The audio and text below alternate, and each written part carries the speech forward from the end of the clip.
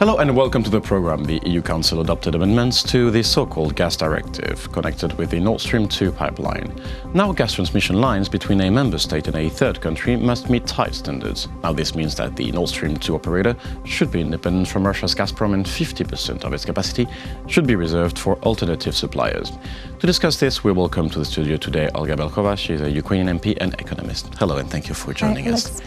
So first, for the viewers to understand, what is the importance of the amendments to the gas directive? Okay, if I am to be very brief and non-technical, I'd say that the most important part of the changes is application of EU standards of trading gas to all the projects which will be built in future. And since Nord Stream 2 is not built yet and is not working yet, we expect that these norms will be applied to this particular project. Now, what is the efficient and the effective leverage that the EU have towards these norms and to apply these norms to Nord Stream? Well, unfortunately or fortunately, Russia and EU are codependent because EU needs Russian gas and Russia needs market, which is the only market in the world which is so much appealing to Russia. So the most important part of the recent changes is that EU finally understood that unless they make these changes, they will be enslaved to political desires and stipulations in the contracts for gas trading.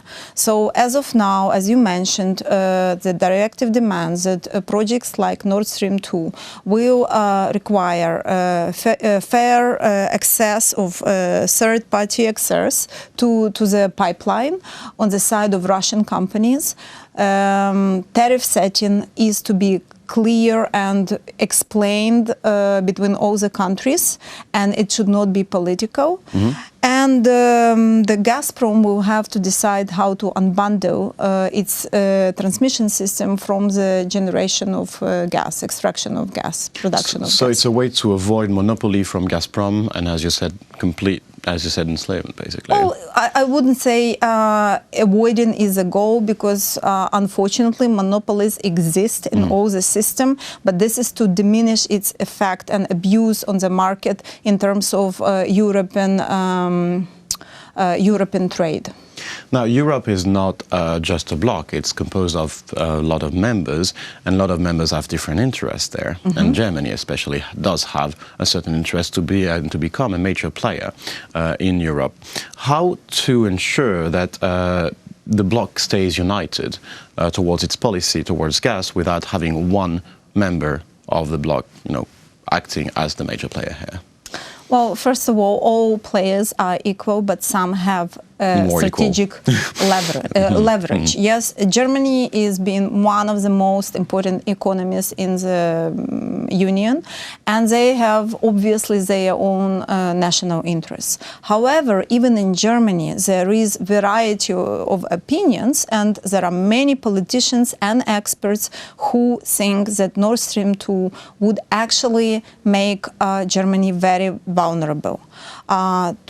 We should not make any kind of mistakes in planning future with Nord Stream 2, because if Nord Stream 2 is in place, most probably Ukrainian system will become obsolete, because our system is built for big volumes of gas to be transported. With all due respect, my country cannot be a backup option, as it is, by the way, these days, because one of the pipelines which is currently bringing gas to Europe is under, renovation, so-called, like technical issues are happening, and the Ukrainian system has to increase capacity. We are extremely flexible, and we can offer this flexibility if we have enough of gas being transported all year long. But we are not going to keep the system running just to please European consumers in case they need us. This is very costly business, very costly endeavor. And we are talking to European colleagues, uncovering our numbers, so they see that both systems cannot coexist, using market rules. So we do hope that the current changes of the directives will be analyzed by German politicians and German regulator, and they will see our reasoning in terms of the project not being sustainable in a longer future. So what are the effective means put in place by Ukraine to show to Germany and to Europe that there's no, Ukraine shouldn't be a backup plan for that?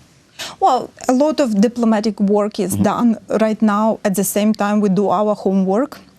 The directive itself was implemented in Ukraine, was passed by Ukrainian parliament long time ago before these changes. We were always very open in terms of our numbers and our capacity and our reasoning, including for security considerations, because the pipeline right now is extra guarantee for Ukraine that the war is not being accelerated given current circumstances. But I'd have to say that right now we work in different directions. First of all, we transform our own energy system. We try to increase our own produce of Ukrainian gas, just in case we have extra capacity. We need to not only to support Ukrainian people by producing more Ukrainian gas, but also exporting gas to Europe, which is a possibility. Also, we work in terms of unbundling of Naftogaz. We continue search for appropriate partner to operate Ukrainian transmission system in view of European rules, and we think it's realistic. So more or less, this is what we can do. We are limited by not being member of EU. Unfortunately, but there are a lot of other members who lose a lot in case Nord Stream 2 is being built. They are fully aware of all the risks and they support Ukraine. And we kind of fight along the same alliance with them against this project. Now, Europe is going to face elections soon and is also facing internal crisis between the Brexit and other kind of crisis. How to ensure that despite the elections and despite the Brexit and all these internal problems, let's say, in the bloc, that Ukraine still has a voice and still can have her voice heard?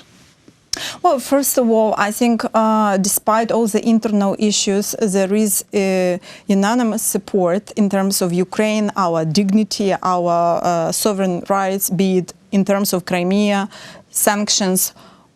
Unfortunately, less so much unity in terms of commercial projects, so-called commercial projects. Because some interests are. But you see, the directive was passed by EU Parliament. It was passed today by the EU Council.